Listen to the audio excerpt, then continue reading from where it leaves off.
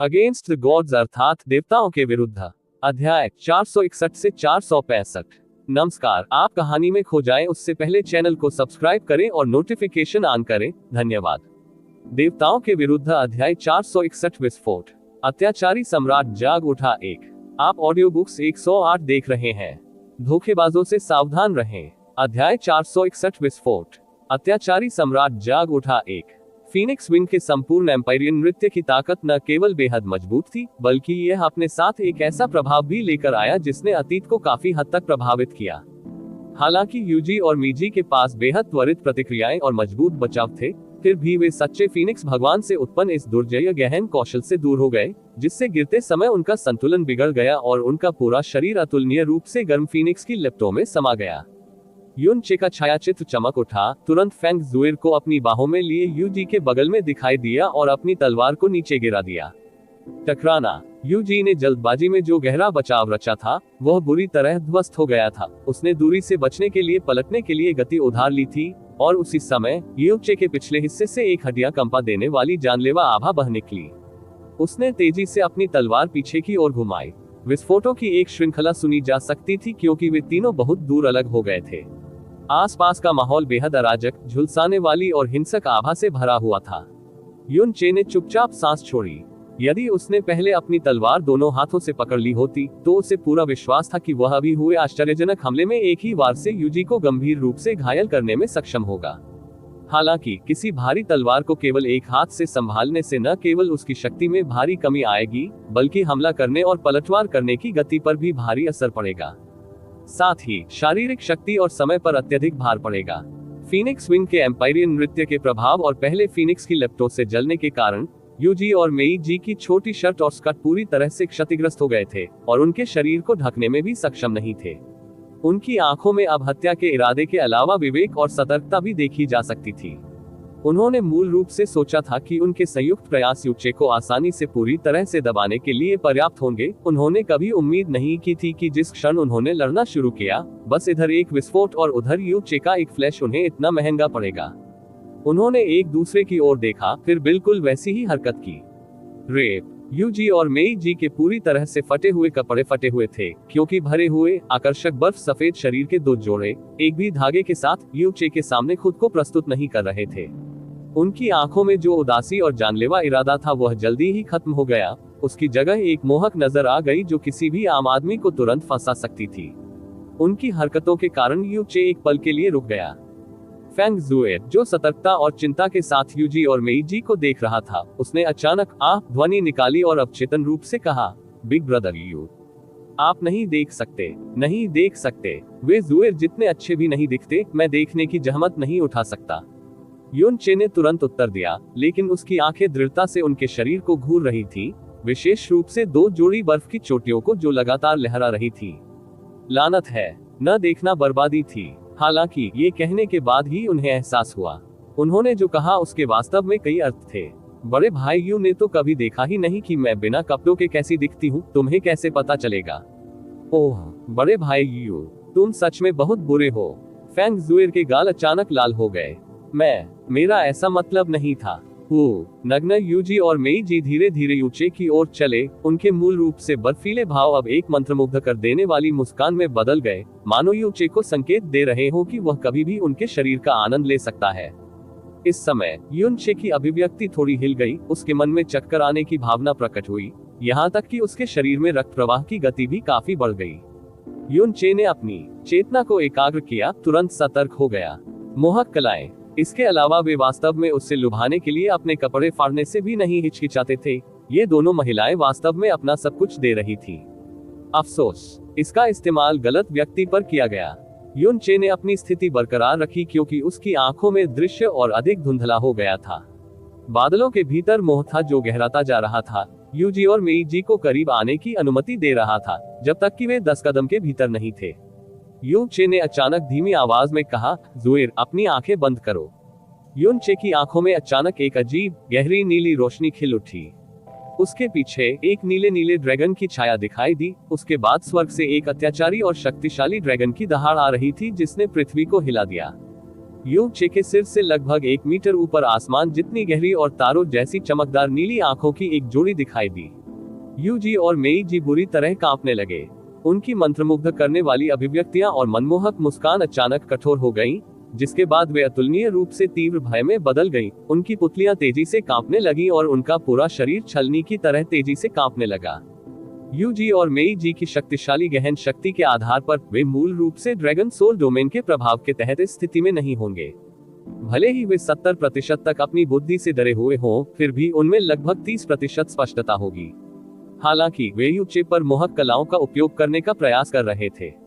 मोहक कलाएं एक प्रकार का मानसिक आक्रमण था और ड्रैगन सोल डोमेन भी एक मानसिक आक्रमण डोमेन था, लेकिन मात्र मोहक कलाओं की तुलना ड्रैगन सोल डोमेन से कैसे की जा सकती है। इसकी अपार शक्ति के सामने उनकी मोहक कलाएं उन पर हावी हो गईं, जिससे उनकी मानसिक बाधाएं पूरी तरह से ध्वस्त हो गईं, जिससे वे पूरी तरह से ड्रैगन भगवान के दमन में पड़ गए। उनके दिल डर से भर गए, विरोध करने का मन ही नहीं रहा। युन चे अचानक आगे बढ़ी।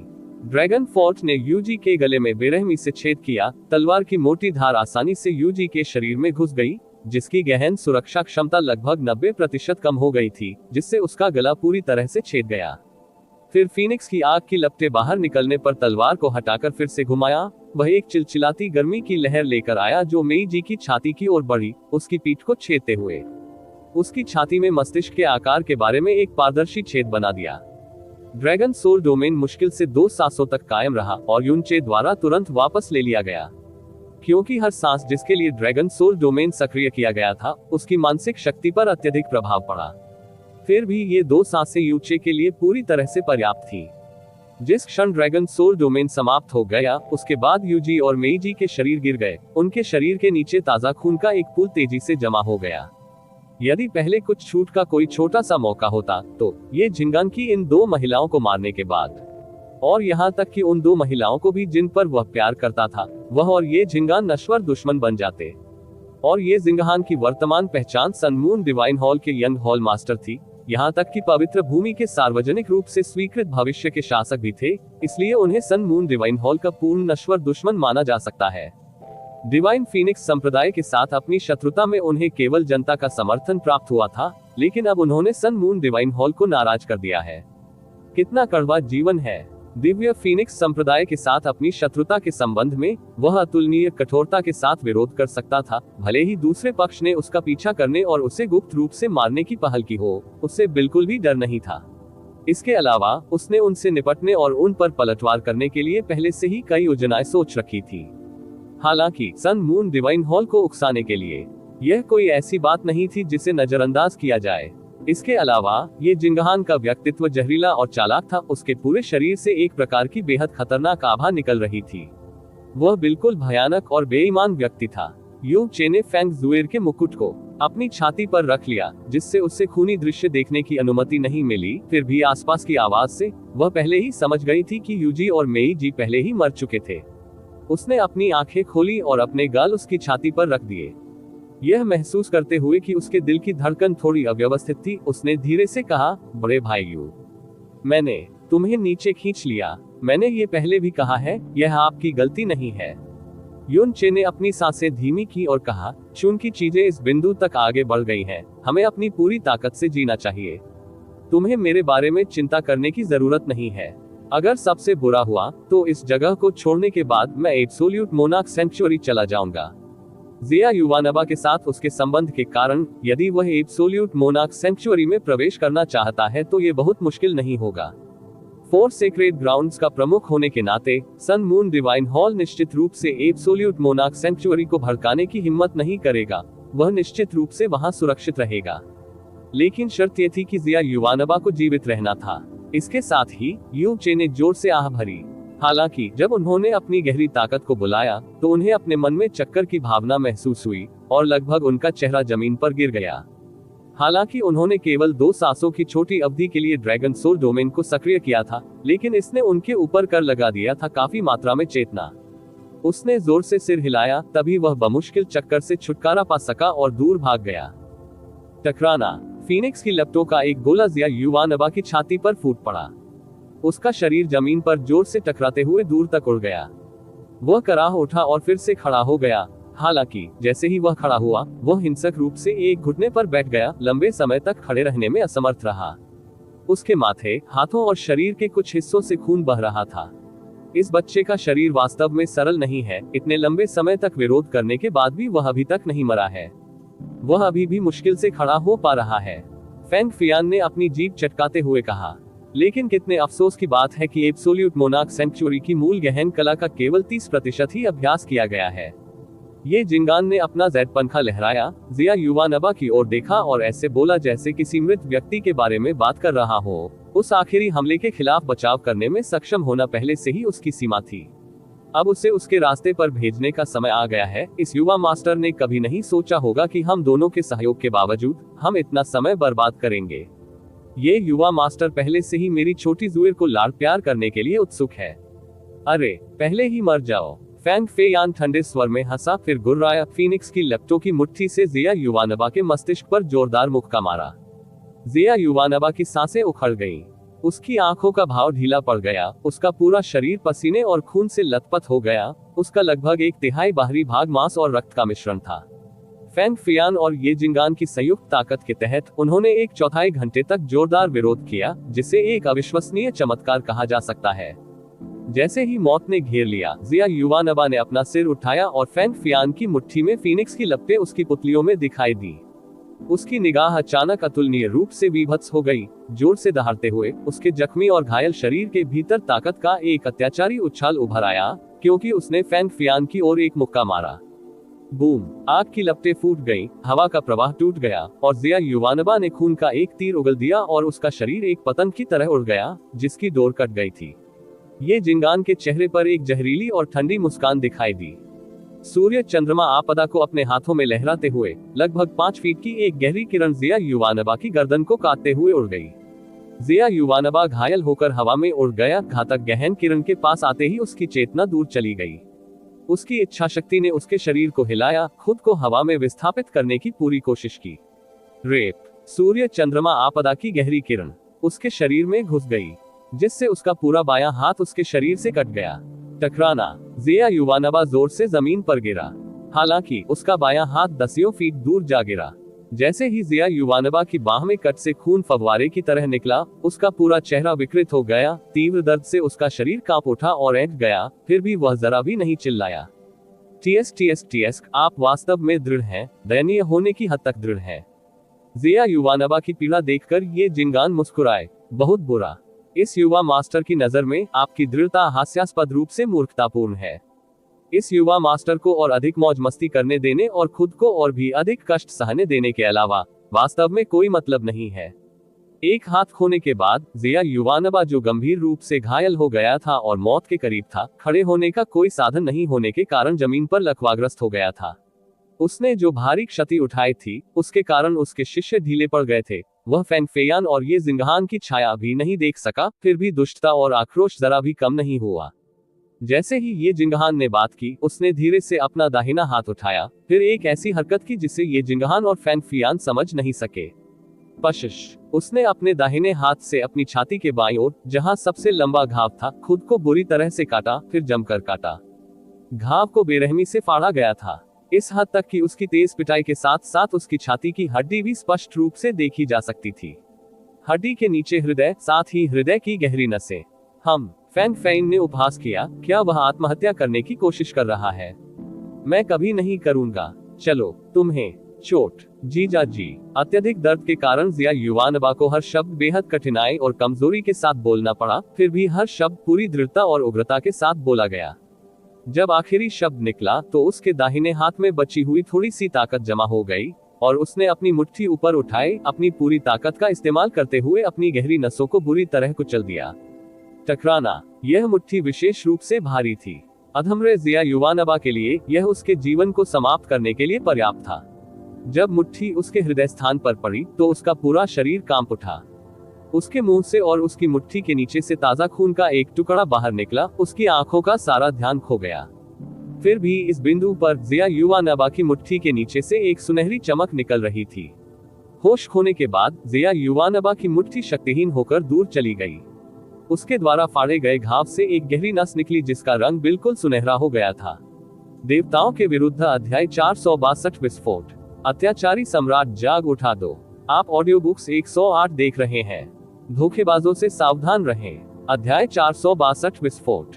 अत्याचारी सम्राट जाग उठा दो। वह क्या है? फेंग फेयान, जो जिया युवानबा को घातक झटका देने के लिए आगे बढ़ने ही वाला था, उसने अपने पैर रोक दिए और सवाल किया। अचानक जिया युवानबा की छाती से निकलने वाली सुनहरी रोशनी ने ये जिंगान को थोड़ा चौंका दिया। इसके बाद उसकी अभिव्यक्ति अचानक बहुत बदल गई।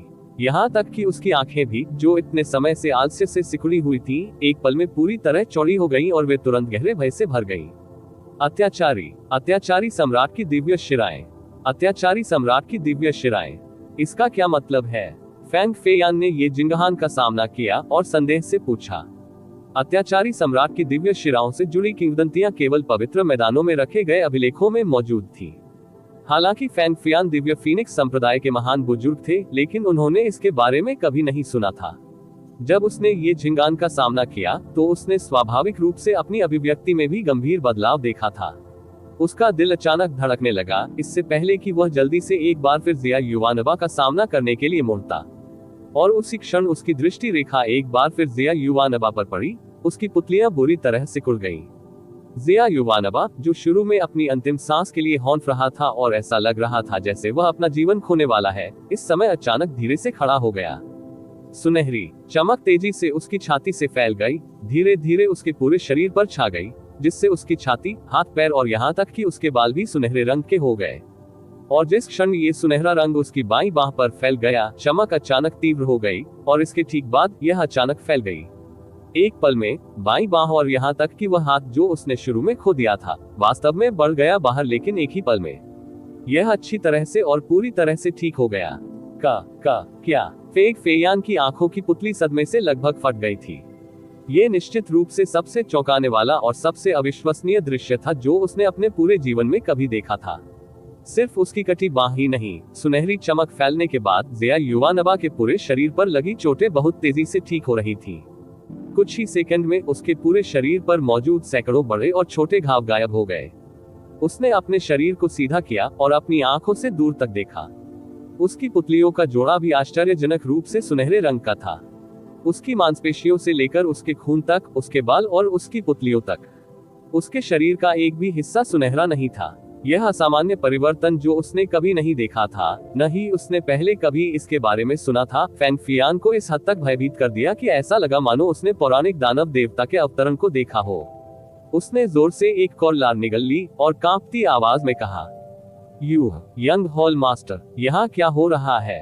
क्या यह एब्सोल्यूट मोनार्क सेंचुरी की किसी प्रकार की अनोखी गहन कला हो सकती है? हालांकि ऐसा कहने के बाद उन्हें ये झिंगान से कोई जवाब नहीं मिला। जिस क्षण उसने अपना सिर घुमाया, सदमे में उसे एहसास हुआ कि ये जिंगहान, जो एक क्षण पहले उसके बगल में था, पहले से ही कई सौ मीटर दूर था और वह इस समय आश्चर्यजनक गति से भाग रहा था। ऐसा लग रहा था कि वह गति पहले ही उस सीमा को पार कर चुकी है जो एक मध्य चरण के अधिपति के पास हो सकती थी। और इससे पहले, जबकि वह जिया युवानबा के अविश्वसनीय से हैरान था परिवर्तन, उसने वास्तव में इस बात पर ध्यान नहीं दिया कि ये जिंगान पहले ही अपनी पूरी ताकत से भाग चुका था।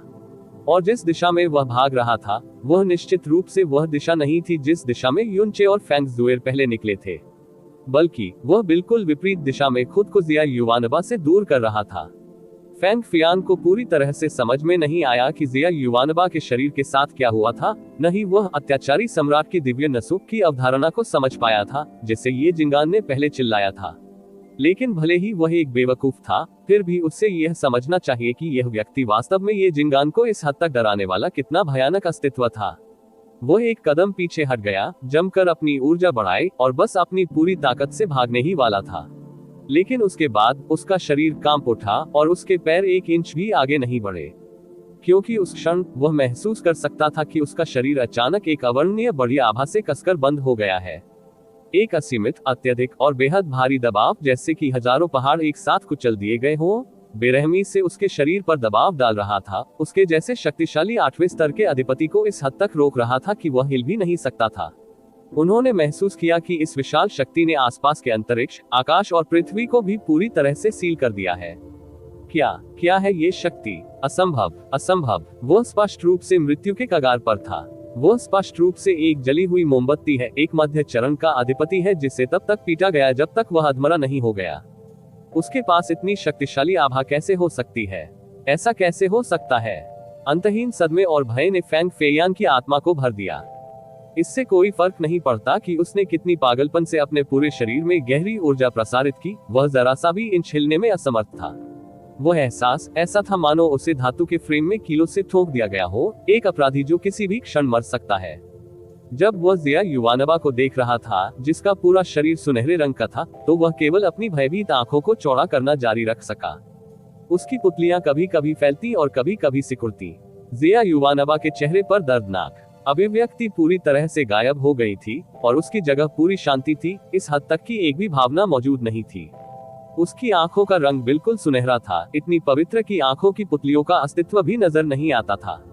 धीरे धीरे उसने अपनी दाहिनी मुट्ठी ऊपर उठाई। फुफकार, सुनहरी रोशनी की एक किरण ने अंतरिक्ष को बेरहमी से चीर दिया था और जिया युवानबा का सुनहरा शरीर फैंग फेयान के ठीक सामने आ गया था। फैंग फेयान की आंखें बुरी तरह से चौड़ी हो गई थी और खून की अनगिनत धारियां दरारों की तरह तेजी से उसकी आंखों की पुतलियों में भर गईं।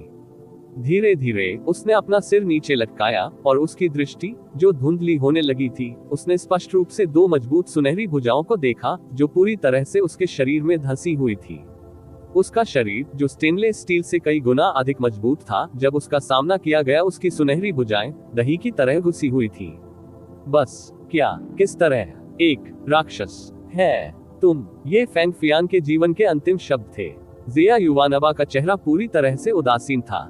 इससे पहले कि उसके होंठ हिलते, सचमुच उसके गले से एक धीमी आवाज निकल पड़ी। तुम जैसा नीच प्राणी वास्तव में मुझे क्रोधित करने का साहस करता है। मर जाओ। फैंग फेयान के शरीर के भीतर से एक हिंसक ऊर्जा फूट पड़ी जिसने एक पल में उसके अंगों और गहरी नसों को पूरी तरह से नष्ट कर दिया। ठीक इसके बाद एक उछाल के साथ फैंग फेयान का पूरा शरीर सीधे फट गया, जिससे मांस और खून बिखर गया और आकाश भर गया। सबसे दूर का हिस्सा कई सौ मीटर दूर तक उड़ गया। पूरी तरह से अक्षुवण शव को भूल जाए, एक पूरी उंगली भी पीछे नहीं बची थी। जब जिया युवानबा के सुनहरे शरीर पर खून का दाग लगा तो वह तुरंत गायब हो गया और उसकी दाहिनी बाह पर खून का एक भी निशान नहीं देखा जा सका। उसने धीरे से अपनी बाहें नीचे कर ली और उसकी ठंडी निगाहें उस दिशा की ओर देखने लगी जिस दिशा में ये जिंगान भाग गया था। हालांकि उसने उसका पीछा नहीं किया और उसका विशाल शरीर ऐसे ही सीधा आगे की ओर गिर गया। प्लॉप! जिया युवानबा जमीन पर बुरी तरह गिर गया और उसके शरीर की सुनहरी चमक भी पूरी तरह से गायब हो गई थी। वह दबाव जिसके लिए स्वर्ग को भी अपनी सांसें रोकनी पड़ेंगी, वह भी उसके गिरते ही पूरी तरह से गायब हो गया था। जिया युवानबा का ढह गया शरीर एक इंच भी नहीं हिला और यहाँ तक कि हिलने डुलने की ताकत भी पूरी तरह से खत्म हो गई थी। काफी देर के बाद आखिरकार उसकी उंगलियां थोड़ी हिली। उसका हाथ धीरे धीरे ऊपर की ओर बढ़ता गया। यह वह कार्य जिसे एक बच्चे के लिए बेहद आसान भी कहा जा सकता है, वास्तव में उसे पूरा करने में उसे कई सेकंड लग गए। आखिरकार उसकी हथेली ने जैड के उस टुकड़े को पकड़ लिया जो उसकी गर्दन पर लटका हुआ था। फिर उसने उसे तोड़ने के लिए अपनी पूरी ताकत लगा दी। जींग! बिखरी हुई जैड ने एक हल्की चमक बिखेरी और फिर जिया युवानबा के शरीर के ऊपर एक छोटे पैमाने की गहरी संरचना दिखाई दी। गहन संरचना के सर्पिल होने के बाद जिया युवानबा का शरीर गहन संरचना के साथ एक पल में जगह से गायब हो गया। आसपास का क्षेत्र शांत हो गया था, हालांकि खून की तेज गंध जो हवा में फैल गई थी लंबे समय तक नहीं फैली। ऊंचे आसमान में जमीन से कुछ किलोमीटर ऊपर एक बर्फ सफेद आकृति ने उसकी नजरें हटा ली और बड़बड़ाने लगी। अत्याचारी सम्राट की दिव्य शिराएं, ये निश्चित रूप से अविश्वसनीय है। ओह! जिया युवानबा के गायब होने के अगले ही पल में ये जिंगान जो पहले बहुत दूर उड़ चुका था, अत्यधिक गति से लौट रहा था। जाहिर है, जिया युवानबा की अचानक विस्फोटक आभा गायब हो जाने के बाद उसे भागते रहने की भी आवश्यकता नहीं रह गई थी। ये झिंगान की गति टूटते तारे जितनी तेज थी और पलक झपकते ही वह पहले ही अपने पूर्व स्थान पर लौट आया था। उसकी अभिव्यक्ति से ऐसा लग रहा था जैसे वह अभी भी थोड़ा हैरान और अस्थिर है। ठंडी नजर से वह आसपास घूमा और जो कुछ उसने देखा वह केवल खून के निशान और फटे हुए मांस के निशान थे जो जमीन पर भरे हुए थे। और मांस के ये टुकड़े अभी भी फीनिक्स की रक्तरेखा की कमजोर उपस्थिति दर्शाते हैं, जिससे ये साबित होता है कि फैंग फेयान पहले ही मर चुका था। यहाँ तक कि वह पूरी तरह से और बिल्कुल बुरी तरह से मर गया था। हालांकि वह ये निर्धारित नहीं कर सका कि लाशों के इन फटे हुए टुकड़ों में जिया युवानबा भी थी या नहीं।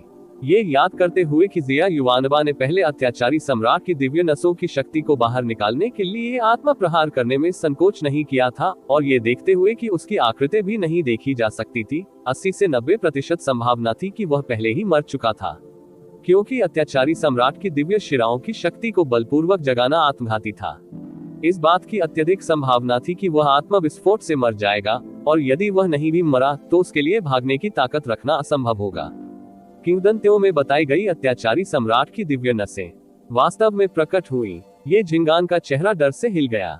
यदि उसने अत्याचारी सम्राट की दिव्य शिराओं के बारे में, अफवाहों के बारे में नहीं सुना होता और अपनी पूरी ताकत से भाग जाता, तो यहाँ बुरी तरह मरने वाला व्यक्ति फीफेज्ञान नहीं बल्कि वह होता। और इसमें कोई आश्चर्य नहीं था कि बूढ़ा प्राचीन ब्लू इस व्यक्ति को इतना महत्व देगा। यदि वह नहीं मरा तो एक बार जब वह बड़ा हो जाएगा तो एब्सोल्यूट मोनार्क सेंचुरी की स्थिति और भी अधिक मजबूत हो जाएगी। ये बहुत अच्छा है कि वह पहले ही मर चुका है। अगर पिता और बाकी लोगों को पता चला कि मैंने अनजाने में एब्सोल्यूट मोनार्क सेंचुरी के छिपे हुए तुरुप के पत्ते को मार डाला है, तो वे निश्चित रूप से मुझे बहुत अच्छा इनाम देंगे। ये झिंगान ने खुद से बुदबुदाया। ये पुष्टि करने के बाद कि जिया युवानवा केवल मृत्यु की संभावना रखता है, वह अंततः अपने दिल को पूरी तरह से शांत करने में सक्षम हो गया। फेंग फियान के संबंध में, हालांकि यह थोड़ा दुर्भाग्यपूर्ण था, उसका मूल्य पहले ही काफी हद तक कम हो चुका था, और फेंग फियान ने पहले ही उसे अपना लक्ष्य पूरा करने में मदद की थी, इसलिए अब इससे कोई फर्क नहीं पड़ता कि वह मर गया। ये झिंगान की नजर उस दिशा की ओर गई जिस दिशा में यू चे और फेंग जुएर पहले भागे थे। मानो उसका पूरा शरीर टूटता तारा हो, वह आगे बढ़ गया। उसकी गति यू चे से कम 5 या 6 गुना तेज थी, क्योंकि वह अपने पीछे एक भयंकर तूफान लेकर आया था। फीनिक्स शहर। फेंग जिचेन कभी कभी आकाश में सक्रिय प्राइमर्डियल प्रोफाउंड आर्क को देखने के लिए अपना सिर उठाता था और कभी कभी आगे पीछे चलता था। वह पूरी तरह से चिंतित और चिंताओं से भरा हुआ था। 7 नेशन रैंकिंग टूर्नामेंट के ठीक बाद प्राइमर्डियल प्रोफाउंड आर्क की खोज थी, इसलिए फेंग हिंगकोन के पास अपने मामलों की देखभाल करने का समय होगा। हालांकि वह बहुत स्पष्ट था कि प्राइमर्डियल प्रोफाउंड आर्क की खोज पूरी होने के बाद फेंग हिंगकोन निश्चित रूप से उसे आसानी से माफ नहीं करेगा। और पिछली रात से आज दोपहर तक वह ये भी महसूस कर सकता था कि अन्य राजकुमारों और यहाँ तक कि नियमित फीनिक्स शिष्यों की आंखें विभिन्न विसंगतियों को ले जा रही थी। इस समय ठीक उसके सामने एक गहन प्रकाश अचानक चमक उठा। पतली हवा में एक छोटे आकार की गहरी संरचना दिखाई दी, और गहरी संरचना के भीतर एक आकृति जो विशेष रूप से मजबूत थी दिखाई दी। वहां कौन जाएगा? निराश फेंग जिचेन स्तब्ध रह गया, क्योंकि वह तेज आवाज में चिल्लाया। हालांकि तुरंत बाद उसे एहसास हुआ कि अचानक सामने आए इस व्यक्ति की आंखें कसकर बंद थी। एक भी हलचल नहीं थी। उसका चेहरा अत्यंत पीला पड़ गया था और उसकी उपस्थिति उससे भी अधिक अतुलनीय रूप से कमजोर थी। वह मूलतः किसी वास्तविक मृत व्यक्ति से भिन्न नहीं था। वह 2 कदम आगे बढ़ा और एक ही नजर में उस व्यक्ति को पहचानने में सक्षम हो गया। ये स्पष्ट रूप से वह शिष्य था जिसे एब्सोल्यूट मोनार्क सेंचुरी के आध्यात्मिक गुरु प्राचीन ब्लू अपने साथ लाए थे। फेंग जिचेन की पहले की चीख ने बाहर की सुरक्षा कर रहे 2 अभिभावकों को तेज कदमों से अंदर जाने के लिए मजबूर कर दिया था। जिया युवानवा को देखकर वे चिल्लाए बिना नहीं रह सके। क्या वह आध्यात्मिक गुरु प्राचीन ब्लू का शिष्य नहीं है? सुबह में वह स्पष्ट रूप से प्राइमर्डियल प्रोफाउंड आर्क की ओर जा रहा था, तो वह यहाँ कैसे हो सकता है? और ऐसा लगता है कि उन्हें भारी चोटें आई हैं। जिया युवानवा की आभा भयावह रूप से कमजोर थी और वह किसी भी क्षण मर सकता था। यदि आध्यात्मिक गुरु एंशिएंट ब्लू के शिष्य की फीनिक्स शहर में मृत्यु हो जाती, तो यह मामला निश्चित रूप से बहुत बड़ा होता। जब फेंग जिचेन ने उत्सुकता से पुकारा तो उसके माथे से ठंडा पसीना टपकने लगा। जल्दी करो और उसे मेडिसिन रूम में ले जाओ। बुजुर्ग फेंग यू को उसकी जान बचाने का निर्देश दे, चाहे कीमत कितनी भी बड़ी क्यों न हो। आखिरकार वह आध्यात्मिक गुरु एंशिएंट ब्लू का बंद कमरे वाला शिष्य है। अगर उसे यही मरना था जब एब्सोल्यूट मोनार्क सेंचुरी दोष मांगने आती है, तो आप दोनों को दोष लेने और खुद को दफनाने के लिए तैयार रहना चाहिए था। हाँ, इससे पहले कि वे जल्दी से सहमत होते, उन दोनों अभिभावकों के शरीर अकड़ गए। जिया युवानवा को सावधानी से उठाते हुए वे सीधे मेडिसिन रूम की ओर बढ़े। देवताओं के विरुद्ध अध्याय 463 3 सिर वाला विशालकाय अजगर। आप ऑडियो बुक्स 108 देख रहे हैं। धोखेबाजों से सावधान रहें। अध्याय 463 3 सिर वाला विशालकाय अजगर। युन चे पूरी यात्रा के दौरान पागलों की तरह लड़खड़ाता रहा। यू जी और मेई जी द्वारा एक पल के लिए रोके जाने के अलावा वह 2 घंटे तक बिल्कुल भी नहीं रुके। उसका माथा पसीने से भीग गया था। अपनी सामान्य अवस्था में वह इतनी देर तक दौड़ने से थकावट महसूस नहीं करता था, लेकिन पिछले 2 घंटों में वह पूरी गति से पागलों की तरह दौड़ रहा था। भारी मात्रा में गहन और शारीरिक ऊर्जा खर्च करने के साथ साथ पहले से ड्रैगन सोल डोमेन के उपयोग के कारण उनकी चेतना भी समाप्त हो गई थी। ये संसार अतुलनीय विशाल था। आसमान पूरी तरह से धुंधला था, केवल एक अंतहीन बंजर भूमि दिखाई दे रही थी। भूमि की ऊंचाई में कोई महत्वपूर्ण बदलाव नहीं हुआ था, यहाँ तक कि छिपने के लिए कोई जंगल भी नहीं था। यहाँ तक कि थोड़ी ऊंची चट्टानें भी कम ही देखी जाती थी। इसलिए आगे भागना यूचे की एकमात्र पसंद थी। तसल्ली ये थी कि पिछले 2 घंटों से कोई उनका पीछा नहीं कर रहा था। सावधान रहें, आगे एक बड़ा खतरनाक आदमी है, चमेली ने अचानक सावधान किया। युन चे ने क्षण भर के लिए अपनी सतर्कता बढ़ा दी। पूरी यात्रा के दौरान उनका सामना कई भयानक जानवरों से हुआ, लेकिन वे सभी आसानी से उससे छुटकारा पा गए।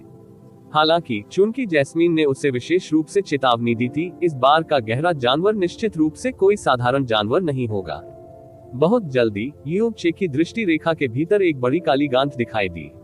वह चुपचाप आगे की ओर मुड़ा हुआ था। ऐसा लग रहा था जैसे कोई विशाल गहरा जानवर गहरी नींद में सो रहा हो, और जब यू चे ने उसे देखा तो उसे जीवन की उपस्थिति का भी पता चल गया था। मूल रूप से कुंडलित शरीर खुलने लगा, जिससे 3 विशाल पिच काले सिर दिखाई देने लगे जो त्रिकोणीय थे और यू चे के शरीर के आकार से 2 गुने थे। उसके मुंह से गहरा काला जहर उगल रहा था। उसकी छोटी छोटी आंखों से भयानक चमक निकल रही थी। ये वास्तव में 3 सिर वाला विशालकाय अजगर था। जब यू चे ने फैंग जुएर को अपनी आंखें बंद करने की चेतावनी देनी चाहिए, तो उसकी बाहों से एक युवा महिला की चौंका देने वाली आवाज आई। सांप जैसे जीवों के संबंध में, यहाँ तक कि सबसे मजबूत महिलाएं भी सहज रूप से डर जाएंगी। इतने विशाल 3 सिर वाले विशालकाय अजगर को तो छोड़ ही दें।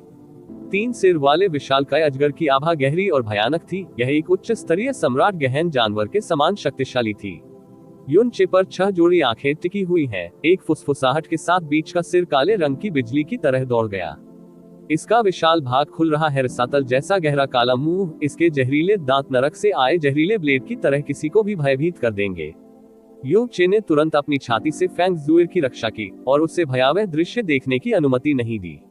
एक फ्लैश के साथ वह तुरंत 30 मीटर आगे दिखाई दिया, जैसे कि अंतरिक्ष में कदम रख रहा हो, जिससे विशाल अजगर का हमला पूरी तरह से विफल हो गया। पूरी यात्रा के दौरान वह अपने सामने आने वाले किसी भी गंभीर जानवर से बचने और उसे भगाने के लिए अपनी पूरी ताकत का इस्तेमाल करता था, कभी भी आमने सामने नहीं लड़ता था। ऐसा इसलिए था क्योंकि भागने में उसे और फैंग जुएर का कीमती समय बर्बाद हो जाता। यह विशालकाय अजगर भी अलग नहीं था। जैसे ही युन चे ने विशाल अजगर के हमले को चकमा दिया और उसे झटकने के लिए अपनी पूरी ताकत लगाने ही वाला था, उसकी ओर से फुसफुसाहट की आवाज आई। विशाल अजगर के दूसरे सिर ने भी इस बिंदु पर हमला किया। उसकी गति 2 गुनी तेज थी प्रथम प्रमुख के रूप में। यू चे ने अभी स्टार गॉड्स ब्रोकन शैडो को सक्रिय किया था और वह बहुत कम समय के लिए हिल नहीं पाएगा। उसकी वर्तमान गति के आधार पर भले ही वह अपनी सीमा तक पहुंच जाए, फिर भी उसके लिए विशाल अजगर के हमले से बचना असंभव होगा। जैसे ही उसने तेजी से अपना शरीर घुमाया और ड्रैगन फॉल्ट को पकड़ लिया, उसका चेहरा नीचे गिर गया और बेरहमी से विशाल अजगर को उसके भयानक मुंह पर पटक दिया। एक अजीब और बेहद भयानक आवाज सुनाई दे रही थी। विशाल अजगर का दूसरा सिर टूट गया था। उसका पूरा शरीर बुरी तरह से हिल रहा था। फिर भी इस 3 सिर वाले विशालकाय अजगर की ताकत यू चे की अपेक्षा से कहीं अधिक थी। भारी मात्रा में बल प्रयोग के कारण वह दूर जा गिरा। तेजी से जमीन पर पटकते हुए रुकने से पहले उसके पैर 60 मीटर से अधिक समय तक जमीन पर फिसलते रहे। जुएर, क्या तुम ठीक हो? जैसे ही यू चे ये जांचना चाहती थी कि फैंग जुएर को चोट लगी है या नहीं, एक खतरनाक आभा फिर से सामने आई। दूसरा सिर अभी टूटा था, फिर भी पहला और तीसरा सिर तुरंत काटने और फाड़ने लगा, जिससे यू चे को सांस लेने का बिल्कुल भी समय नहीं मिला। इस विशाल अजगर की भयानक गति और ताकत को देखकर यू चे तेजी से पीछे हट गया। एक ही समय में 2 अजगरों के सिर के हमलों से अकेले बचाव करना उसके लिए मूल रूप से असंभव था। उसने तुरंत निर्णय लिया। अपनी हथेली को ऊपर की ओर धकेलते हुए उसने फैंग जुएर को एक सांस में आकाश में उछाल दिया। दोनों हाथों से ड्रैगन फॉल्ट को पकड़कर उसने बर्निंग हॉट को सक्रिय किया और एक ओवरलॉर्ड का रोश 2 अजगर के सिर से मिला। टकराना। यू चे की पूरी ताकत की बमबारी के तहत 2 अजगर के सिर ने एक ही समय में दर्दनाक फुफकारें निकाली और दूर तक चकनाचूर हो गए। युन चे ने अपने शरीर को घुमाया, फिर हवा में छलांग लगा दी। धीरे से गिरते हुए फैंग जुएर को वापस अपने आलिंगन में ले लिया। ये सिर्फ इतना था कि चूंकि वह हर समय 3 सिर वाले विशालकाय अजगर के बारे में सचेत और सतर्क था, स्थिति फेंग जुएर को प्राप्त करते समय उसका हाथ थोड़ा हिल गया। उसकी हथेली एक ऊंची और रेशमी मुलायम गेंद से ढकी हुई थी। उसके हाथ का एहसास नर्म और कुछ हद तक कोमल था, फिर भी उसमें मोटापन विकसित हो रहा था। ऐसा हुआ कि इसे यू चे की हथेली से पूरी तरह से पकड़ा जा सका। हालांकि वहां फीनिक्स कपड़ों की एक परत थी, लेकिन अकल्पनीय रूप से नर्म एहसास उसकी पूरी हथेली में व्याप्त हो गया, जिससे उसका पूरा शरीर थोड़ी देर के लिए सुन्न हो गया। न उसके आलिंगन में फंसी युवती ने जोर से फुसफुसा कर कहा। अचानक यू चे को भी एहसास हुआ कि उसके हाथ ने क्या छुआ है। जैसे ही वह जल्दी से अपना हाथ हटाना चाहता था, एक विशाल काली छाया एक भयंकर तूफान के साथ पीछे से आई। यह आश्चर्यजनक रूप से 3 सिर वाले विशालकाय अजगर की पूंछ थी। 3 अजगर के सिर और एक पूंछ स्वतंत्र रूप से कार्रवाई कर सकते हैं। इन 3 सिर वाले विशालकाय अजगर का सामना करते हुए यू चे को बिल्कुल ऐसा लगा मानो वह 4 अलग अलग दुश्मनों का सामना कर रहा हो। इसके अलावा ये 4 दुश्मन थे जिनकी गति पूरी तरह से उससे अधिक थी। उसके पास सांस लेने का कोई अवसर नहीं था। युन चे की आंखें केंद्रित थीं। किसी और चीज की परवाह किए बिना उसने अचानक फेंग जुएर को कसकर पकड़ लिया। उसकी हथेली ने भी अवचेतन रूप से जोर से पकड़ लिया। तुरंत उसके दाहिने हाथ की 5 उंगलियां नर्म और मुलायम रेशमीपन की एक गेंद में धंस गई थी। आह! ढलता चांद, डूबता सितारा। युवती की चौंका देने वाली चीख और हिंसक दुर्घटना दोनों एक ही समय में सुनाई दी। ड्रैगन फॉल्ट द्वारा विशाल अजगर की पूंछ को तोड़ दिया गया। युन चे भी बह गया था। उतरने के बाद 10 कदम से अधिक समय तक लड़खड़ाता हुआ लगभग जमीन पर गिर गया। बड़े भाई यू, आपका हाथ। फेंग जुएर की फुसफुसाहट मच्छर की तरह नर्म थी। उसका शक्तिहीन शरीर थोड़ा संघर्ष कर रहा था। यू चे ने जल्दी से अपना हाथ नीचे किया और उसकी कमर पकड़ ली। जुएर, मैंने ये जानबूझकर नहीं किया। 3 सिर वाले विशालकाय अजगर ने युन चे को बिल्कुल भी समय नहीं दिया। लगातार हमला करने वाला विशालकाय अजगर अब बहुत गुस्से में था। उसका विशाल शरीर अब पुनर्तः विस्तारित हो गया था। 30 मीटर से अधिक फैले हुए 3 विशाल अजगर के सिर के राक्षसी नुकीले एक साथ युन चे को काटते हुए आकाश से उतरे। युन चे ने स्टार गॉड्स ब्रोकन शैडो को सक्रिय किया और अचानक चकमा देकर पीछे की ओर चला गया। फिर पहले की चालों को दोहराते हुए उसने फेंग जुएर के प्यारे शरीर को फिर से हवा में फेंक दिया और ड्रैगन फॉल्ट को दोनों हाथों से पकड़ लिया, क्योंकि उसकी आंखों में दृश्य बेहद अंधेरा हो गया था। यह विशालकाय अजगर एक बहुत बड़ी समस्या थी। यदि इसका पूरी तरह से प्रतिकार नहीं किया गया तो इससे छुटकारा पाना लगभग असंभव होगा। पार्गेट्री। यू चे की आंखें तुरंत लाल हो गईं। उसके पूरे शरीर की आभा अचानक लावा की तरह हिंसक हो गई। फीनिक्स विंग का एम्पायरियन नृत्य। यू चे का पूरा शरीर आग की लपटों से जल उठा। वह अचानक ऊपर की ओर दौड़ा और एक ही पल में 3 अजगरों के सिरों को बेरहमी से उसके शरीर में घुसा दिया। बूम! आग की लपटों से विस्फोट के बाद 3 सिर वाले अजगर ने एक अतुलनीय दुखद चीख निकाली, जैसे कि वह किसी तूफान के कारण उड़ गया हो। यू चे को ध्वनि तरंगों ने अपने मूल स्थान पर वापस ला दिया। जैसे ही स्काई वुल्फ की छाया आकाश की ओर दहाड़ने लगी, उसके पीछे एक नीली रोशनी चमक उठी। Sky wolf slash. Dragon fault की हिंसक ब्रांडिंग के बाद एक स्काई वुल्फ का छाया चित्र हवा में उड़ता हुआ निकला। 3 सिर वाले अजगर के शरीर पर बुरी तरह हमला कर दिया, जिससे उसका विशाल शरीर जाइरोस्कोप की तरह हवा में तेजी से घूमने लगा, जैसे कि अंधेरा हो गया हो। सांप का खून आकाश में छिड़क गया। अत्यधिक कठिन पर्गेट्री पर ऊर्जा खर्च करने और लगातार 2 बड़ी चालों का उपयोग करने के बाद यू चे के शरीर ने इसी तरह बड़ी मात्रा में तनाव का अनुभव किया। स्काई वुल्फ स्लैश का उपयोग करने के बाद वह रिकॉइल से पीछे की ओर लड़खड़ा गया, उस स्थिति से भटक गया जिस पर उसने उतरने की भविष्यवाणी की थी। इस समय फेंग जुएर आसमान से गिर गया। उसने अनाड़ीपन से खुद को संतुलित किया, उसे पकड़ने के लिए ऊपर की ओर छलांग लगाए और उसे मजबूती से गले लगा लिया। फिर वह उसकी पूरी तरह से रक्षा करते हुए उसे ले गया। बड़े भाई यू, आपका हाथ। फेंग जुएर की आवाज नर्म और नाजुक थी। इसके अलावा एक स्पष्ट सिसकने की आवाज आ रही थी। यू चे ने एक हाथ से उसकी नाजुक कमर को मजबूती से पकड़ लिया था, दूसरा हाथ रेशमी गेंद को पकड़ रहा था। उसने नीचे देखा और उसकी पुतलियां जोर से उछल पड़ी, क्योंकि उसका वह हाथ फिसल गया था फेंग जुएर के फीनिक्स कपड़ों में और उसके बर्फीले पैरों से कसकर पकड़ लिया गया था और उसकी हथेली उसके निश्चित क्षेत्र पर चिपका दी गई थी। %। यू चे ने बिजली की तरह अपना हाथ हटा लिया। इससे कोई फर्क नहीं पड़ता कि वह कितना तेज तर्रार था, वह नुकसान में रहने से खुद को नहीं रोक सका। जैसा कि उसने हड़बड़ाहट में कहा, मुझे क्षमा करें जुएर, मैंने जानबूझकर ऐसा नहीं किया। निश्चित रूप से उद्देश्य से नहीं। पहले उसने उसकी छाती को मजबूती से पकड़ लिया था, अब यहाँ तक कि युनचे को भी वास्तव में विश्वास नहीं हो रहा था कि ऐसा कुछ भी जानबूझकर नहीं किया गया था। मुझे पता है। फेंग जुएर ने अपना पूरा बर्फीला चेहरा युनचे की छाती में दबा दिया।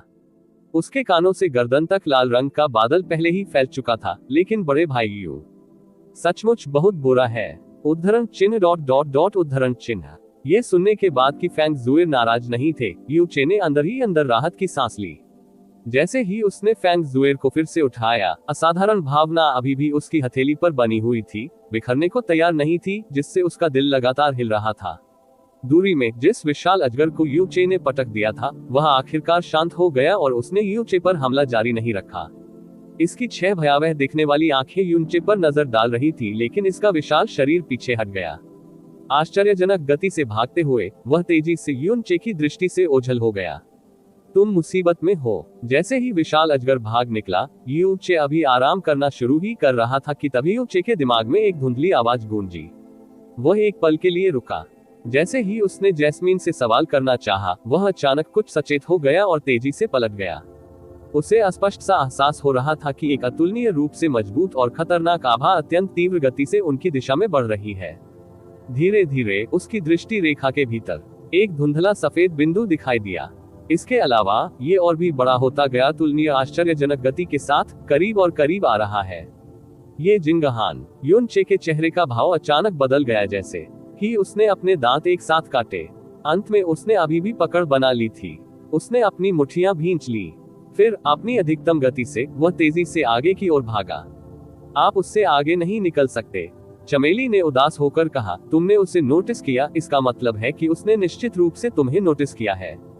यह क्षेत्र खाली जमीन का एक टुकड़ा मात्र है। आपकी गति के आधार पर उससे आगे निकलना असंभव होगा। अब आपका सबसे अच्छा विकल्प जेड पत्थर का उपयोग करना होगा, जो जिया युवानबा ने आपको तुरंत इस जगह को छोड़ने के लिए दिया था, अन्यथा आप अनिवार्य रूप से मर जाएंगे। क्या तुमने कभी मुझे भागने के लिए किसी महिला को त्यागते देखा है? युनचे ने दांत भींचकर कहा। उद्धरण चिन्ह डॉट डॉट डॉट उद्धरण चिन्ह। इसका मतलब ये भी नहीं है कि जुएर ने पहले मेरी जान बचाई थी। भले ही उसने मुझे पहले नहीं बचाया हो, मैं उसे किसी के द्वारा नुकसान नहीं पहुंचाने दूंगा। हम्फ। जैस्मीन की आवाज तिरस्कार से भरी थी। अगर आप हीरो की भूमिका निभाना चाहते हैं तो भी एक सीमा होनी चाहिए। ये जिंगहान एक मध्य मंच अधिपति है। क्या आपको लगता है कि अगर आप अपनी जान की बाजी भी लगा दें तो भी आप उसे बचा पाएंगे? आप स्पष्ट रूप से अपने आप को मरने के लिए भेज रहे हैं। मुझे अभी भी प्रयास करना है।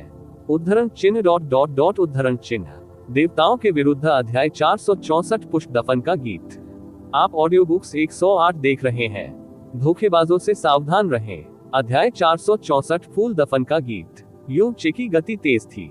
हालांकि ये जिंगान की गति की तुलना में उसके पास अभी भी बहुत अधिक कमी थी। उनके बीच की दूरियां तेजी से कम हो रही थी। कुछ दसियों सांसों में ये पहले ही 300 मीटर तक बंद हो चुका था। युनचे ने अपने दांत पीसते हुए फेंग जुएर पर अपनी पकड़ मजबूत कर ली। उसके मन में उत्सुकता से विचार उमड़ रहे थे और वह बचने का रास्ता ढूंढने में अपना दिमाग लगा रहा था। और इस क्षण उसे अचानक उस उपस्थिति का एहसास हुआ जो उस पर बंधी हुई थी, एक पल में अलग हो गई थी, और यहाँ तक कि खतरे की भावना भी आधी हो गई थी। युचे ने जल्दी से अपना सिर इधर उधर घुमाया, तभी आश्चर्यजनक रूप से एक बर्फ सफेद तैरती हुई आकृति आसमान से धीरे धीरे उतर रही थी, जिसने ये जिंगान के सामने को रोक दिया था। एक शक्तिशाली आभा ने उसकी उपस्थिति और उसके सामने के रास्ते को भी जबरदस्ती सील कर दिया था। वह जी क्यानरो। युचे का दिल तुरंत पहले की तुलना में बहुत शांत महसूस हुआ। उसने एक बड़ी सांस ली और एक बार फिर गति तेज कर दी, जैसे ही उसने सीधे आगे की ओर हमला किया। यो लिटिल हेनहान, इतनी जल्दी कहाँ जा रहे हो? संयोग से मैं ऊब चुका हूँ और मेरे पास करने को कुछ नहीं है। क्या आप मेरी सहायता चाहते हैं? जी क्यानरो ने अपनी उंगली घुमाई, अपनी खिली हुई आंखें झपकाई और मुस्कुराते हुए ये जिंगान की ओर देखा। हालांकि उसके शरीर से निकली निराकार आभा ने ये जिंगान का रास्ता पूरी तरह से बंद कर दिया था और वह अब एक कदम भी आगे नहीं बढ़ा पा रहा था। जिस क्षण उसने जी क्यानरो को प्रकट होते देखा, ये जिंगान को परेशानी का एहसास हुआ। जी क्यानरो के व्यक्तित्व को देखते हुए उनके लिए किसी भी उद्देश्य को न रखना निश्चित रूप से असंभव था। ये जोड़ते हुए कि वह ऐसे संयोगपूर्ण समय पर प्रकट हुआ था, ये बहुत संभव था कि उसने छाया से जो कुछ भी घटित हुआ था उसे झांक लिया होगा। ये जिंगान ने डूबे हुए चेहरे के साथ कहा, जी क्यानरो, अभी दूर चले जाओ, मेरे खुशी के पल को बर्बाद मत करो। अय्यो, छोटा हनहान बहुत भयंकर है। जी कियानरो ने गलत और डरा हुआ रूप दिखाया। हालांकि तुरंत बाद उसका आड़ू फूल वाला चेहरा एक बार फिर बहुत शानदार ढंग से खिल गया। लेकिन लिटिल हेनहान का गुस्से वाला लुक वाकई बहुत प्यारा है और मैं उसकी मदद नहीं कर सकता, लेकिन उसे सहलाना चाहता हूँ। लिटिल हेनहान, अपना चेहरा यहाँ तक पहुँचाओ और मुझे एक अच्छा स्ट्रोक लगाने दो। आप। ये जिंगान का शरीर कांपने लगा और वह मदद नहीं कर सका, लेकिन एक कदम पीछे हट गया। ठीक इसके बाद अपने दांत पीसते हुए उसने कहा, जी कियानरो, मुझे बहुत देर तक एहसास हुआ कि कोई कहीं से देख रहा है।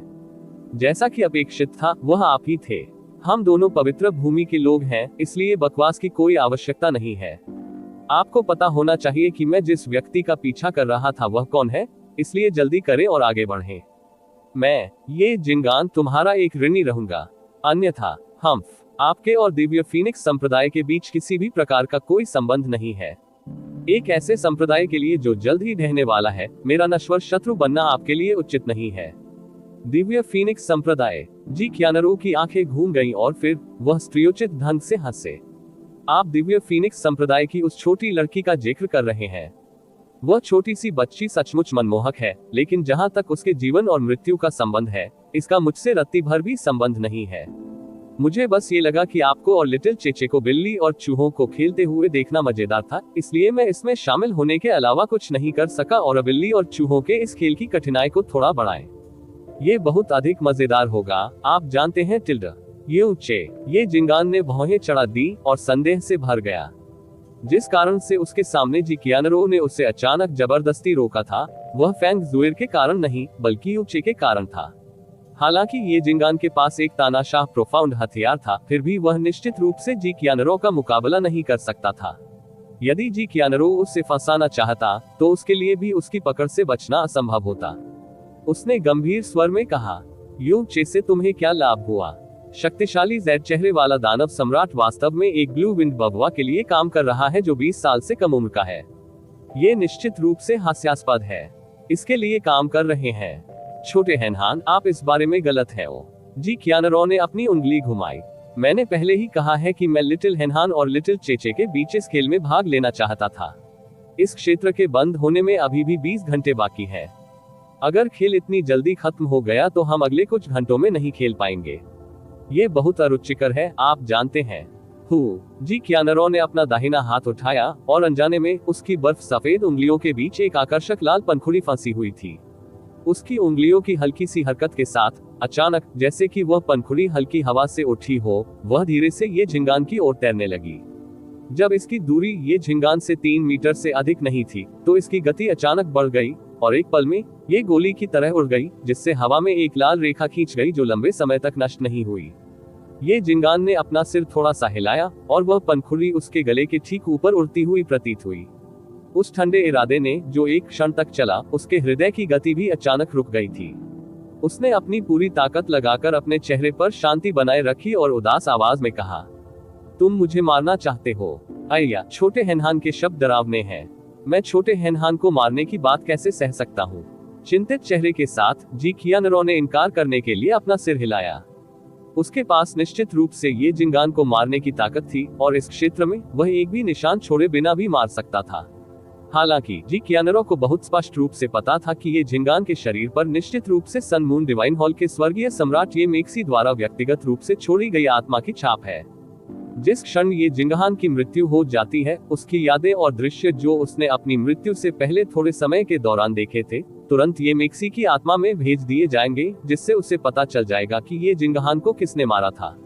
हालांकि जी कियानरो घमंडी था, लेकिन वह इतना जंगली नहीं था कि स्वर्गीय सम्राट की हत्या का इरादा कर ले। और ये जिंगान की मृत्यु केवल एक व्यक्तिगत झगड़े का परिणाम नहीं होगी, बल्कि पूरे सन मून डिवाइन हॉल और सुप्रीम ओशन पैलेस के बीच एक झगड़ा होगा। लेकिन अगर छोटा हेनहान आज्ञाकारी नहीं है, तो एक वरिष्ठ के रूप में आपको एक छोटा सा सबक सिखाना कुछ ऐसा है जो मुझे करना चाहिए। क्या आपको भी ऐसा नहीं लगता, लिटिल हेनहान टिल्डा? जी कियानरो ने मुस्कुराते हुए कहा। ये जिंगान ने अपनी मुठ्ठियां कस ली और उसके फेफड़े गुस्से से फटने वाले थे। पहले तो उसका शिकार ठीक उसके सामने था, वह तुरंत फैंग जुएर के शरीर और रक्तरेखा को प्राप्त कर सकता था। विशेष रूप से फेंग जुएर की रक्तरेखा एक बहुत बड़ा समर्थन थी जो उसे महाद्वीप का भावी शासक बनने में सहायता कर सकती थी। ये कुछ ऐसा था जिसे उसे प्राप्त नहीं करना था, क्या मामला है? फिर भी इस जी कियानरो को बस इसी क्षण बाहर आना था। जी कियानरो, एक वरिष्ठ के रूप में मैं आमतौर पर आपका सम्मान करता हूँ, इसलिए मैं हमेशा आपके साथ विनम्र रहा हूँ। मैंने तुम्हें चेहरा दिया, इसलिए बेहतर होगा कि तुम मुझे अपना चेहरा दे दो। ये पुष्टि करने के बाद कि जी कियानरो के लिए उसे मारना असंभव था, उसकी चिंता के तहत जिंगान का स्वर तुरंत अतुलनीय रूप से दृढ़ हो गया था, क्योंकि वह उसे दबाने के लिए पवित्र मैदान के युवा स्वामी में से एक के रूप में अपनी पहचान और शक्ति का उपयोग करना चाहता था। अयोयो। हालांकि जी कियानरो ने अभी भी मुस्कुराहट भरी नजर रखी थी, वह संभवतः इससे कैसे भयभीत हो सकता था। आप जानते हैं, मेरे पास जो यह आदर्श चेहरा है वह मेरे जीवन की सबसे महत्वपूर्ण चीज है, इसलिए ये कुछ ऐसा है जो मेरे पास होना ही चाहिए। लेकिन जहां तक छोटे हेनहान के बदबूदार चेहरे की बात है, मैं इससे बिल्कुल नहीं चाहता। आप। ये जिंगहान केवल उस एक शब्द को बोलने में ही कामयाब हुआ था, जब अचानक पलक झपकते ही उसने कार्रवाई कर दी। दो गहरी रोशनियां चमकी, जो सीधे जी कियानरो की ओर आक्रमण कर रही थी।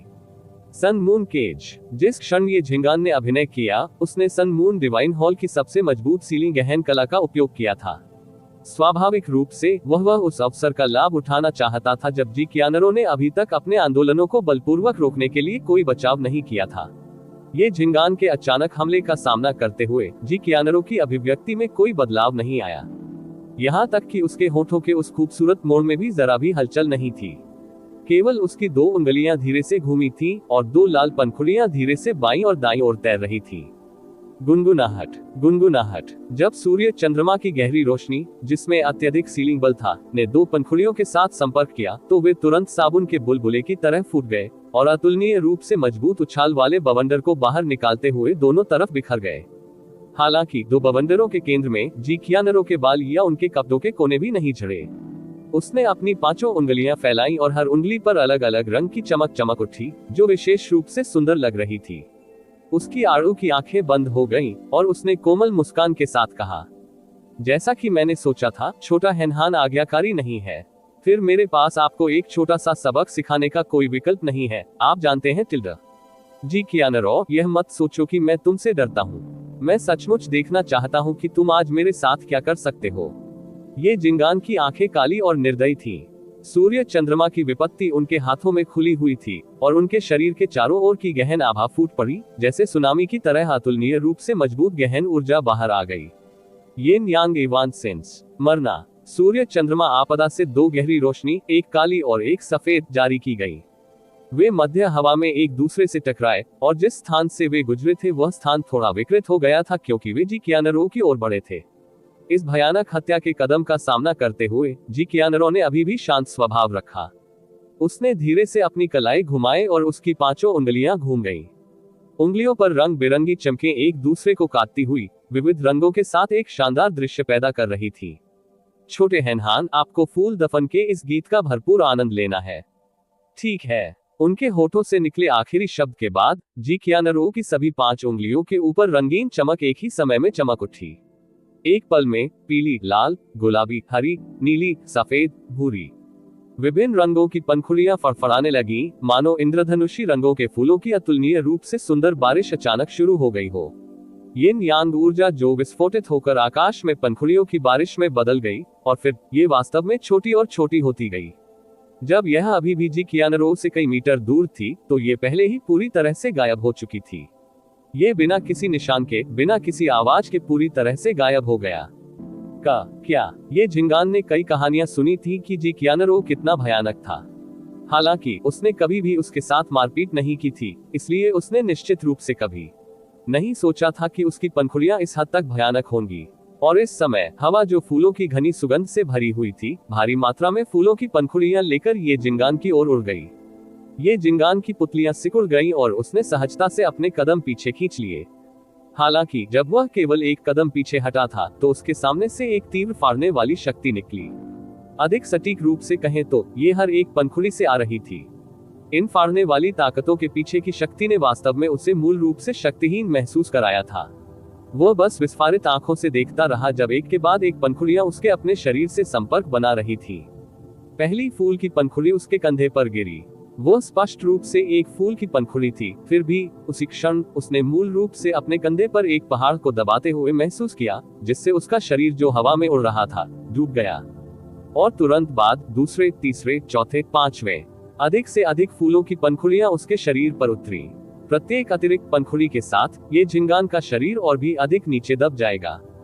कुछ दर्जन पंखुड़ियों के बाद वह हवा में तैर भी नहीं सका, क्योंकि वह भयंकर रूप से आकाश से गिर गया। और जमीन पर उतरने के बाद भी उस अपार दमनकारी शक्ति ने उसे सीधे खड़े होने की अनुमति नहीं दी, क्योंकि उसने उसे जबरदस्ती अपने घुटनों में धकेल दिया। अंत में उसका पूरा ऊपरी शरीर ठंडी सख्त जमीन पर मजबूती से दब गया और वह अब अपना सिर भी नहीं उठा सकता था। जी कियान रो, ये झिंगान का सिर जमीन पर टिका हुआ था। कर्कश आवाज में वह दहाड़ मारकर बाहर निकला। मैं तुम्हें निश्चित रूप से माफ नहीं करूंगा। यदि ऐसा दिन आए कि तुम मेरे हाथ लग जाओ तो मैं। एक फूल की पंखुड़ी तुरंत ये झिंगान पर चिपक गई हो, उसे दूसरी आवाज निकालने से रोक रहे हैं। जी कियानरो ने अपना सिर हिलाया और दयालुता से कहा, आखिरकार युवा बहुत जल्दी उतावले हो जाते हैं। ऐसे समय में तुम वास्तव में अभी भी मुझसे झगड़ने का साहस करते हो। क्या तुम्हें डर नहीं लगता कि एक बार मुझे गुस्सा आ गया तो मैं गलती से तुम्हारा सिर काट सकता हूँ? जब एक सिर काटा जाता है तो गले से इतना खून निकलेगा कि आसमान भर जाए। ओह, अब ये सबसे ज्यादा है सुंदर मानव क्षेत्र का सबसे मादक दृश्य। फूलों की पंखुड़ियां गिरती रहीं और धीरे धीरे जमीन पर जमा हो गई। इसके केंद्र में पंखुड़ियों का एक ढेर था जो बिल्कुल ज्यादा लंबा नहीं था। पंखुड़ियों के ढेर के भीतर ये झिंगान था जो पूरी तरह से अंदर दबा हुआ था, जहां उसके कपड़ों का एक भी कोना बाहर नहीं दिख रहा था। जी कियानरो का शरीर धीरे से आसमान की ओर उठ गया, जैसे वह हल्के से खुद से बुदबुदा रहा था। किसी का उपकार करना हमेशा सबसे बुरा लगता है, लेकिन अब मैं आखिरकार इसे वापस करने में कामयाब हो गया हूँ। मुझे नहीं पता कि लिटिल हेनहान को कब तक दफनाया जाएगा। यदि लिटिल चेचे फिर भी लिटिल हेनहान द्वारा पकड़ लिया जाता है तो मुझे अब इसके लिए दोषी नहीं ठहराया जा सकता है। हम हे देवताओं के विरुद्ध अध्याय 465 आकाश प्राचीन किले तक पहुंचना। आप ऑडियो बुक्स 108 देख रहे हैं। धोखेबाजों से सावधान रहें। अध्याय 465 आकाश प्राचीन किले तक पहुंचना। जी कियानरो प्रकट हुए और जानबूझकर ये झिंगान को रोका। यू चे के लिए यह एक अप्रत्याशित आश्चर्य था। जी कियानरो के भाषण और कार्यों से एक राक्षसी आभा झलक रही थी, लेकिन उनका दम्भ न केवल उनके चेहरे पर लिखा था, बल्कि यह उनकी हड्डियों के भीतर अंकित था। ये वह छाप थी जो जी कियानरो ने यू चे के लिए छोड़ी थी। एक दिन पहले यून चे बातचीत शुरू करने के लिए जी कियानरो की तलाश में गया था और उसे टॉट के जहर को ठीक करने में मदद की थी जो उसे वर्षों से परेशान कर रहा था। आंशिक रूप से यह अखाड़े में उनकी ओर से बोलने के लिए उन्हें धन्यवाद देने के लिए था, लेकिन इससे भी अधिक यह इसलिए था कि वह उन पर एहसान करे, क्योंकि ऐसे आत्मा अभिमानी और अहंकारी व्यक्ति के लिए जब वह एहसानमंद थे, एहसान चाहे कुछ भी हो चुकाया गया था। उसे उम्मीद नहीं थी कि उसे जी कियानरो का भुगतान इतनी जल्दी मिल जाएगा।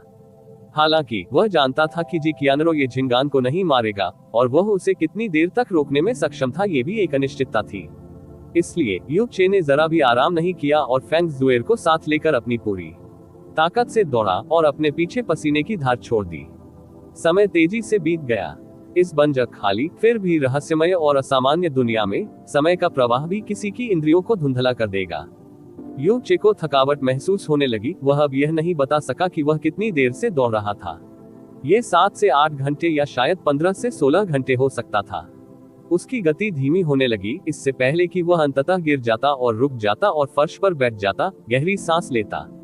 एजियोर क्लाउड महाद्वीप में अपने पिछले जीवन के दौरान बार बार भागना पहले से ही एक सामान्य बात थी। हालांकि यह उनके 2 जीवन में पहली बार था जब उन्हें इतना भारी दबाव और खतरा महसूस हुआ था, क्योंकि यह जगह बिल्कुल बंजर थी।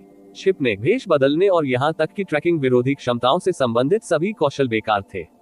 अन्यथा यदि यह स्थान पहाड़ी होता या जंगली क्षेत्र होता, भले ही वह फेंग जुएर को ले जा रहा होता, तो उसे ये झिंगान को हिलाने में बहुत अधिक प्रयास नहीं करना पड़ता।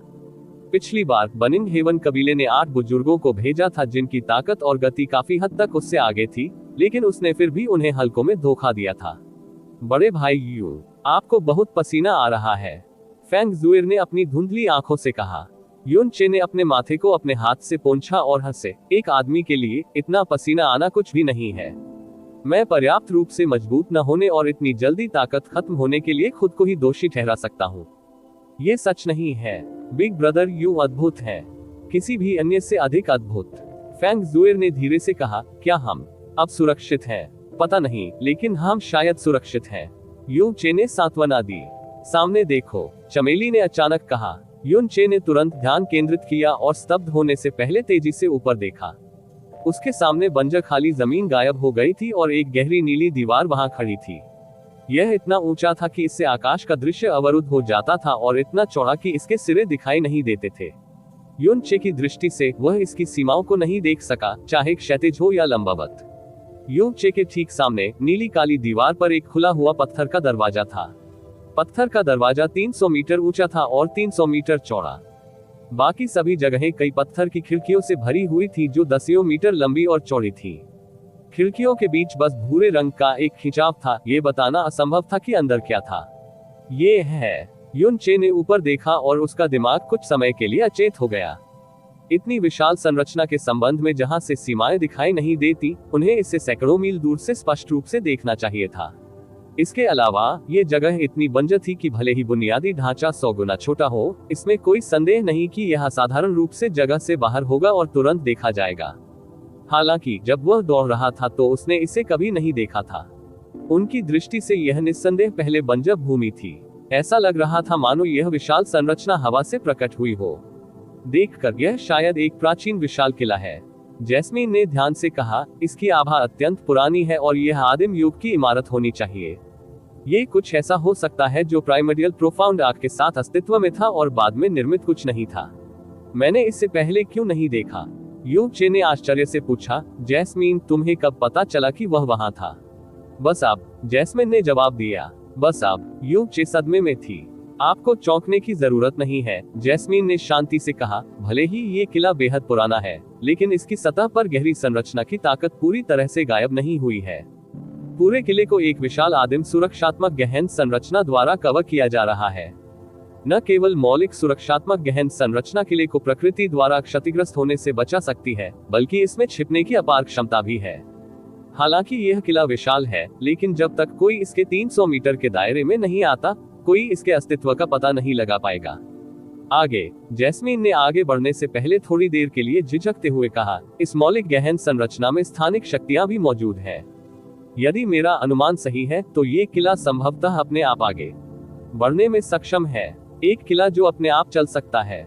ये पहले से ही बहुत काल्पनिक लग रहा था। जुएर, आपके संप्रदाय के प्राइमर्डियल प्रोफाउंड आर्क के रिकॉर्ड के अनुसार क्या इस किले का कोई उल्लेख था?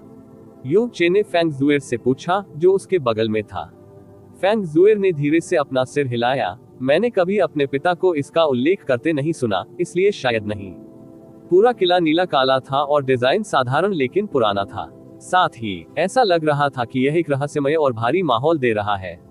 युन चे ने कुछ देर तक इसे देखा और उसकी ताकत अभी थोड़ी ही ठीक हुई थी कि उसने पूछा, जैस्मीन, ये किला कितना बड़ा है? बेहतर होगा कि आप इसके आसपास जाने की कोशिश न करें। जैस्मीन ने शांति से उत्तर दिया, इसकी विशालता आपकी कल्पना से परे है। यहाँ तक कि मैं भी ये पता नहीं लगा सकता कि इसकी सीमाएं कहाँ हैं। यदि आप इस दुनिया के बंद होने से पहले इसके चारों ओर घूमना चाहते हैं, तो ये बिल्कुल असंभव है। इतना बड़ा, यू चे ने चौंकते हुए कहा। आप अंदर जाकर इधर उधर देखना नहीं चाहते? जैस्मीन ने शांति से कहा, ये प्राइमर्डियल प्रोफाउंड आर्क के भीतर एक संरचना है। यहाँ तक कि मुझे भी इसमें दिलचस्पी है। इन सभी वर्षों में वे लोग आदिकालीन युग के खजाने को खोजना चाहते थे, जो शायद यही हो। यू चे खड़ा हुआ और यह पुष्टि करने के बाद कि पीछे से कोई असामान्य आभा नहीं थी, उसने अपना सिर आधा उठाया और धीरे धीरे आगे बढ़ा। जल्द ही वह किले के दरवाजे के सामने पहुंच गया। इस समय यू चे दरवाजे से कुछ ही कदम की दूरी पर था और विशाल दरवाजा पूरी तरह से खुला हुआ था। हालांकि वह अभी भी केवल एक भूरा धब्बा देख सका, अंदर स्पष्ट रूप से देखने में असमर्थ था। वह अपनी सांस रोककर रुक गया और अंत में अंदर जाने से पहले एक पल के लिए दरवाजे के पार क्या था ये देखने की कोशिश की। ऐसा लगा मानो उसने एक दुनिया से दूसरी दुनिया में कदम रख दिया हो। प्रकाश, वातावरण, आभा, स्थान, यहाँ तक कि उसकी दृष्टि और श्रवण संवेदनशीलता सभी में बड़े पैमाने पर परिवर्तन हुए। उसके सामने एक विशाल और खाली हॉल था। हॉल के भीतर कई बेहद ऊंचे पत्थर के खंभे खड़े थे। इसके आधार पर लगी पत्थर की टाइलें, इसके चारों ओर की दीवारें, शीर्ष और गिने चुने पत्थर के खंभे सभी एक ही नीले काले रंग के थे और एक प्राचीन गंध और आभा भी उत्सर्जित कर रहे थे। युन चे पलट गया। उसकी नजर उस प्रवेश द्वार पर पड़ी जहां से वह अभी अभी गुजरा था। यह अब पहले जैसा भूरा धब्बा था और वह अब बाहर नहीं देख सकता था। जल्दी से पीछे हटने से पहले उसने कुछ देर सोचा। आसपास की दुनिया एक बार फिर तेजी से बदल गई। यूचे एक बार फिर उस बंजर भूमि पर लौट आया जहां पहले किला था। उसके पैरों के नीचे वह स्पष्ट पदचिह्न था जिसे उसने जानबूझकर पहले छोड़ा था। यह इस बात का प्रमाण था कि वह यही पहले खड़ा था। यह पुष्टि करने के बाद कि प्रवेश करने पर वह बिना किसी बाधा के बाहर निकल सकता है, युनचे को राहत मिली और वह एक बार फिर किले में प्रवेश कर गया। हॉल विशाल था। युनचे पिछले दिन के रैंकिंग टूर्नामेंट के स्टेडियम से भी बड़ा था। जैसे ही युनचे धीरे धीरे आगे बढ़ा, उसकी नजर आसपास के वातावरण पर पड़ी। इस विशाल खाली हॉल में उसके कदमों की आवाज और जानबूझकर दबाई गई उसकी सांसें असाधारण रूप से स्पष्ट थी। आखिर यह जगह क्या है? युनचे बहुत देर तक चलता रहा और अंततः उसे हॉल का अंत दिखाई दिया। इसके चारों ओर की दीवारों पर हर 60 मीटर की दूरी पर एक पत्थर का दरवाजा था। कुछ दरवाजे खुले थे और कुछ बंद थे। खुले दरवाजों के पीछे अज्ञात मंजिलों की ओर जाने वाले रास्ते थे। हॉल के अंत में एक विशाल गोल पत्थर का मंच था। मंच 30 मीटर ऊंचा और 300 मीटर चौड़ा था। मंच के दाहिनी ओर बहुत ऊंची पत्थर की सीढ़ियां थी जो किले के दूसरे स्तर तक जाती थी। जैस्मीन, क्या तुम्हें कुछ पता चला? युनचे ने रुककर पूछा। वास्तव में मैं भी कुछ नहीं जानता, लेकिन मैं पुष्टि कर सकता हूँ कि यहाँ किसी भी जीवित प्राणी की कोई आभा नहीं है। नहीं आपके अलावा, जो अभी अभी आए हैं, किसी की भी कोई आभा बची है। ये सबसे अधिक है संभवतः एक लंबे समय से भूली हुई आदिम भूमि।